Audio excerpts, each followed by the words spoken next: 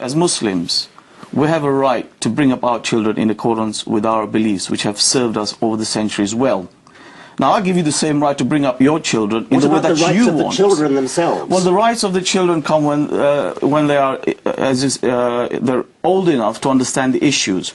Until they get to that age, it's the parents' responsibility and duty. Do you teach them that apostate should be punished? You may not share that, but that is my religion. That is the way I've been brought up, and I bring that child into this world, I educate him, I give him everything. It's my right to make sure that I bring him, and I take issue with that. You think that it's wicked, well, that's your point of view. I know that's going to make him a better human being, and what's missing is, when you talk about faith, you don't look at what faith teaches. First and foremost, what faith teaches is that, listen, you're a human being, so respect your fellow human beings. And I think that's an important point that you don't want to discuss. What is the penalty for apostasy? And that is the thing that you fail to discuss, and that's why you've got those prejudicial views about faith. What is the penalty for apostasy? What do you teach the children will happen to them if they give up the Muslim faith? Well, let's bring the debate back into Britain. What is the penalty for apostasy? I'll tell you what we will do, because we could go down this road a very long way, and it's obviously very important. Meriem Namazi was born in Iran before her family left in the wake of the Islamic revolution. You are part of the British Council of Ex-Muslims.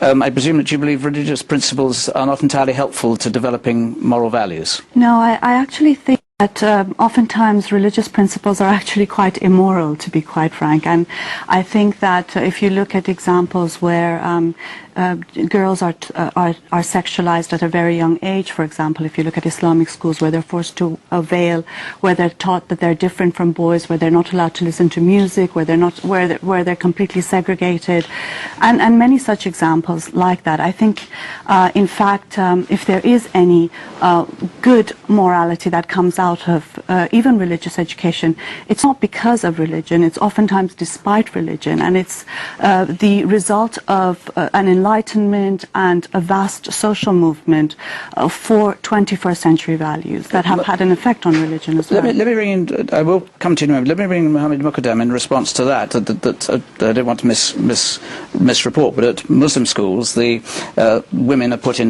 girls are put into a position where they are diminished as human beings. Well, it's often the case where people are ignorant of what goes on in faith schools and Muslim schools. The fact is, our schools are run along legal lines. They treat both sexes equally, provide them with the best opportunities. So it's often a case of people who have prejudices and ignorance. Mariam?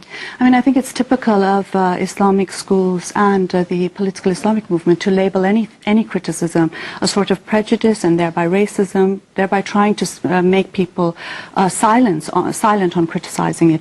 I think the issues are very clear. I mean, the head of the Islamia school, for example, was quoted in an interview saying that you're born a Muslim, you're always Muslim, you can't leave. And that's things that have been told to me untold times for having renounced religion and Islam.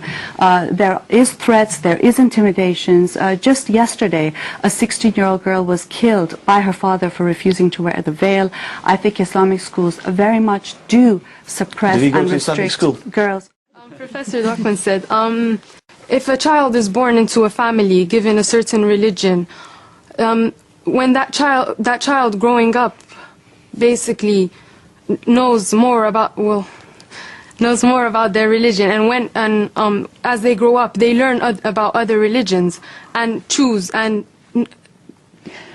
they can... Are you saying that the fact that you're brought up within a religious faith doesn't prevent you being open-minded or adopting any religion or none? Not at all. It does not prevent me from being open to other religions. I, in fact, have come to this country and chose to put the veil on. I have come to this country without a veil on. So not so very wicked is the view. But what is the penalty for apostasy? What is the penalty for leaving the Muslim faith?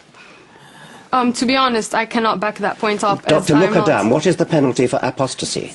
And, before we keep coming down this apostasy. Give us a quick answer on what is the penalty for apostasy. You very well know, if it's an Islamic country, then the Sharia is very clear. Apostasy is dealt with the death penalty. Thank you. That's all I want to hear. But what's the relevance between what happens in an Islamic country and Great Britain? I fail to see the connection. Okay. I see a great connection.